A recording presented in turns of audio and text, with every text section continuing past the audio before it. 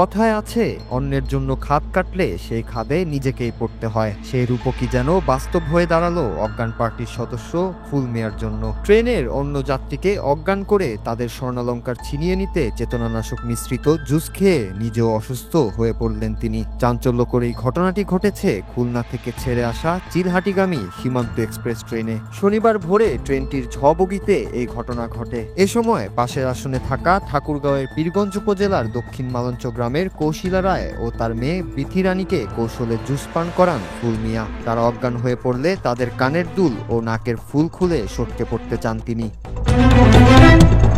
মা মেয়ের একসাথে অসুস্থ হয়ে পড়া দেখে সন্দেহ হয় আশেপাশের যাত্রীদের। প্রথমে প্রতারক অভিযোগ অস্বীকার করে, তারপর তাকে আটক করে তার হাতে থাকা জুসের বোতল থেকে জুস পান করতে বলা হয়। এক পর্যায়ে সেই জুস পান করলে অজ্ঞান হয়ে পড়েন ফুল মিয়া নিজেও। তখন যাত্রীরা নিশ্চিত হতে পারেন ফুল মিয়া একজন প্রতারক অজ্ঞান পার্টির সদস্য।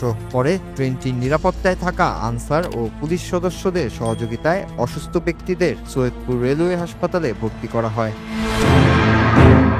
রেলওয়ে পুলিশ জানায়, বিরামপুর স্টেশন থেকে ট্রেনে ওঠেন কৌশিলা রায় ও বিথি রানী। পাশের সিটে বসে থাকা ফুল মিয়ার সঙ্গে আলাপচারিতার এক পর্যায়ে মা মেয়েকে জুস পান করান তিনি। জুস পান করেই তারা অজ্ঞান হয়ে পড়লে ফুল মিয়া তাদের কানের দুল ও নাকের ফুল খুলে নেন। পরে যাত্রীদের সহযোগিতায় মা মেয়ে ও প্রতারককে হাসপাতালে পাঠায় পুলিশ। এই ঘটনায় ভুক্তভোগী কৌশিলা রায়ের ছেলে রবীন্দ্রনাথ রায় বাদী হয়ে একটি মামলা করেছেন। পুলিশ সূত্রে জানা যায়, ফুল মিয়ার নামে দেশের বিভিন্ন রেলওয়ে থানায় আগের থেকেই একাধিক মামলা রয়েছে। বর্তমানে ভুক্তভোগীরা এবং প্রতারক ফুল মিয়া তিনজনই চিকিৎসাধীন রয়েছেন।